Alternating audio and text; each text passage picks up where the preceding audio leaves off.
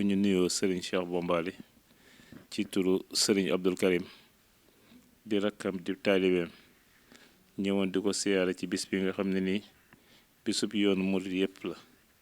waaye bi mu ñëwee ci ziar bi dafa mel ni bànneex bu rëy la fi jële ndax teraanga ji ñu ko teral dafa rëy ci moom lool ngir ubbil la néeg bi nga xam ne ni Serigne Touba nekk na fi ñeenti at ñu ubbil la ko nga yend fa loolu yaakaar naa kuñ ko defal te seetul nga dara kon nag Serigne bi nee na mi ngi nuyu Serigne Cheikh Bombali di ko jox wàccuwaayam di ko dénkaat boppam ginnaaw bi nga xamee ni mooy kilifa gi nga xam ni moom la suñu borom teg ci buntu Daaru Xuloos ak Guy Mbind te matale ko lool moom it ginnaaw loolu mi ngi koy booleeg ñaanal ko suñu borom yàggal ko ci kanamu njaboot googu ba lépp loo xam ne ñi ko fi jiitu woon def nañ ko mu def lu kawe lañ fi jot a def di am mbégte bu baax ñun ñi nga xam ne nii ñoo ànd ak Serigne Abdou Karim mu woonu ñu ñëw ànd ak moom waaye bi ñu ñëwee ñun gis nañ li tax Serigne bi woonu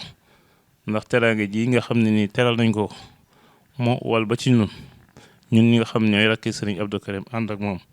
muy Serigne Cheikhouna Abo ak Serigne Abdoul Aziz Khadim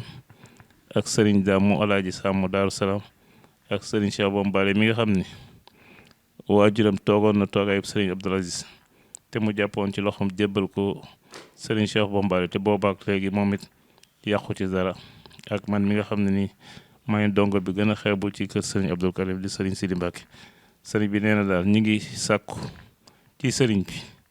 mu ñaanal képp koo xam ni ñëw nga fi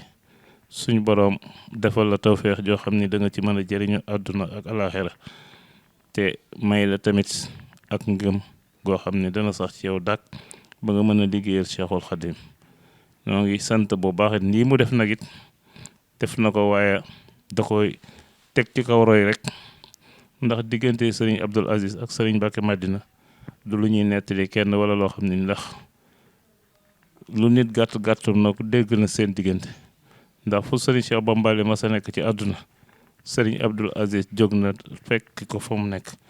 loolu la Serigne Karim di mottali moo tax xaaral ba bis màggal gi mu ni bu ne suba la màggal gi lay ñëw ndax mën a saafonteeg magam ji baax jii di sëriñam di Serigne Cheikh Bombali Serigne Cheikh Bombali nag ñun ñu ko xam ñëpp muy rakk muy loo mën doon ci moom danga koy ñaanal suñu borom yàggal ko fi ndax bi mu daataan toogaay biit wax dëgg yàlla jëfi ku yor toogaay bi la daan jëf ndax foo mën di jóge boo ñëwee ci moom dana la jox la nga xam ne mooy sa wàccuwaay ci kër Sëñ Tuubaa su fekkee ñëwoo ka nga daan àndal bu ñëwee sax lu yoon wa gàtt dana la laaj